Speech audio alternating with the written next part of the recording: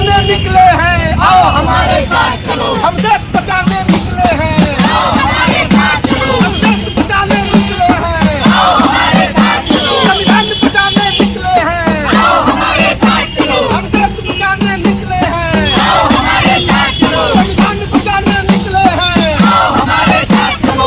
रितु सिंह लड़े चलो, हम हमारे साथ हैं। रितु सिंह लड़े चलो, हम हमारे साथ हैं। रितु सिंह लड़े चलो, हम हमारे साथ हैं। लक्ष्मण यादव लड़े चलो, हम हमारे साथ हैं। लक्ष्मण यादव बढ़े चलो, हम हमारे साथ हैं। लक्ष्मण यादव बढ़े चलो, हम हमारे साथ हैं। रितु सिंह लड़े।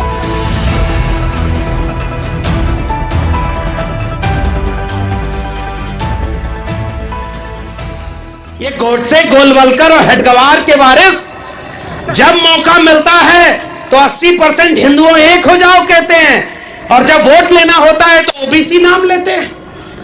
मंडल कमीशन आया तो मंडल के विरोध में कमंडल लाने वाले लोग कौन थे?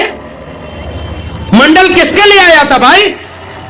और इसके मंडल के विरोध में सरकारें गिर गई। रामलीला मैदान ऐतिहासिक है, बहुत बड़े बड़े लोग यहां पर बैठे हैं, बहुत अनुभव है। भाई हमारे जैसे लोगों के पास क्या है?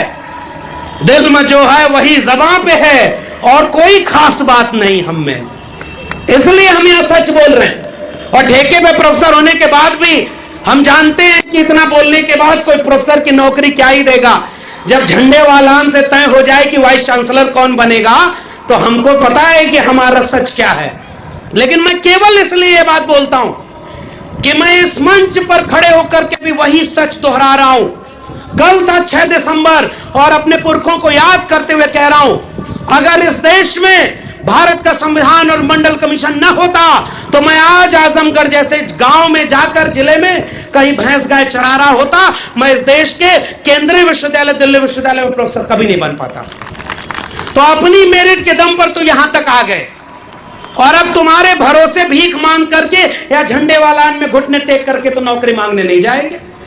बहुत सारे लोगों को नौकरी मिल गई, बहुत सारे लोग SC ST OBC घरों के वाइस चांसलर बने बैठे हैं, बड़े बड़े पदों पर हैं।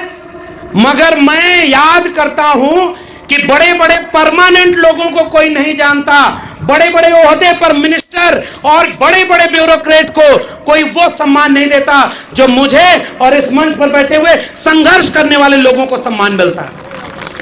मुझे ऊर्जा केवल इस बात से मिलती है, ऐसे लोगों के बीच आकर के मिलती है, कि हम जब आंख बंद करें तो इस बात का अफसोस ना हो कि जिस सीढ़ी पर चढ़कर हम संविधान और मंडल कमीशन से होकर यहां पहुंचे, हमारी आंखों के सामने जब उन सीढ़ियों के एक एक डंडे तोड़े जा रहे थे तो हम खामोश नहीं बैठे थे, हम बोल रहे थे, हम जानते थे, और ये सवाल पूछ रहे थे कि देखो इस देश में हिंदू के नाम पर एक झूठ फैलाया गया। कोई हिंदू नहीं है भाई। अगर हिंदू है तो पहला हिंदू वो जितेंद्र मेघवाल क्यों नहीं था, जिस बच्चे को मटका छूने पर मारा किसी मुसलमान ने नहीं मारा था। इंद्र मेघवाल को किसी मुसलमान ने नहीं मारा। रोहित वेमुला पाल तड़वी को किसी मुसलमान ने नहीं मारा।